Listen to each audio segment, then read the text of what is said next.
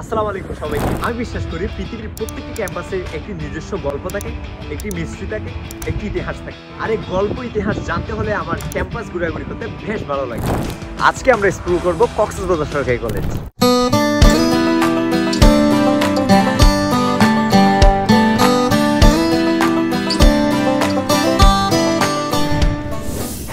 এটা হলো কক্সবাজার সরকারি কলেজের main entrance gate.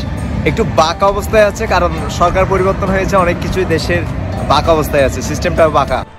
Main gate থেকে ভিতরে আসলে এই সারিবদ্ধ গাছপালা দেখতে পারবেন আপনার রাস্তার দুই পাশে, এবং মাঝখানে এই পাকা রাস্তাটিও আপনার চোখে পড়বে, খুব সুন্দর লাগবে ভিউটা দেখতে। আমার ঠিক পিছনে হচ্ছে কক্সবাজার সরকারি কলেজের কেন্দ্রীয় জামে মসজিদ। যারা এই কলেজে ঘুরতে আসবেন অবশ্যই 2 রাকাত নামাজ পড়েই ঘুরতে যাবেন। এটি হলো সরকারি কলেজের একমাত্র শহীদ মিনার। এটি সংস্কার কাজ চলছে, তবে খুব শীঘ্রই আশা করি এটির কাজ শেষ হয়ে যাবে। এখন রয়েছি প্রশাসনিক ভবনের সামনে।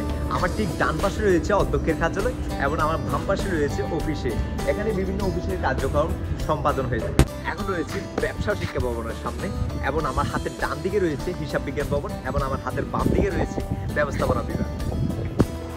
প্রশাসনিক ভবনের সামনে রয়েছে কলেজ বাস এবং কলেজ বাসের পরেই রয়েছে ছাত্রী মিলনায়তন এবং এদিকে রয়েছে গার্লস হোস্টেল।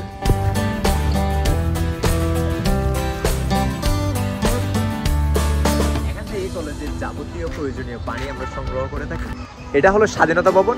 এখানে বিএনসিসি নৌ শাখা, সেনা শাখা, রেড ক্রিসেন্ট এবং রোবার্ট ড্যান রয়েছে। আমার ঠিক পিছনে রয়েছে ভৌত বিজ্ঞান ভবন এবং আমার ঠিক আরো একটু পিছনে রয়েছে জীববিজ্ঞান ভবন। এখানে বিজ্ঞান কর্নারের সকল বিভাগগুলো রয়েছে এবং আমি ভৌত বিজ্ঞান ভবনের 2য় তলায় রয়েছে কেন্দ্রীয় গ্রন্থাগার। এই গ্রন্থাগারে বিভিন্ন বই পাওয়া যায় এবং নিচের তলায় রয়েছে ল্যাব এবং সেমিনার কক্ষ। আমার ঠিক পিছনে রয়েছে একটি বাগান এবং এটি উদ্ভিদবিদ্যা বিভাগের একটি অংশ। এখন রয়েছে ছাত্র মিলনায়তন ও ক্যান্টিনের সামনে এবং তার পাশে রয়েছে বিজ্ঞান চত্বর। এখানে বসে ছেলেমেয়েরা আড্ডা দেয় এবং ফুচকা খায়। রয়েছে 3 তলা বিশিষ্ট সমাজ বিজ্ঞান ভবনের সামনে। এখানে রয়েছে বাংলা বিভাগ এবং রাষ্ট্র বিভাগ। এটির আগের নাম ছিল কলা ভবন।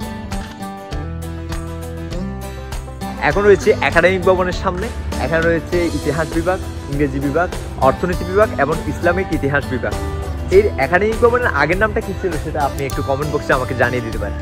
কলেজে রয়েছে বিশাল খেলার মাঠ এবং তার পাশে রয়েছে গ্যালারি। এখানে বসে আমরা বিভিন্ন সময় আড্ডা দিয়ে থাকি এবং এটি হলো খেলার মাঠ। এখানে রয়েছে ক্রিকেট খেলার পিচ এবং পাশাপাশি রয়েছে ফুটবল খেলার বার।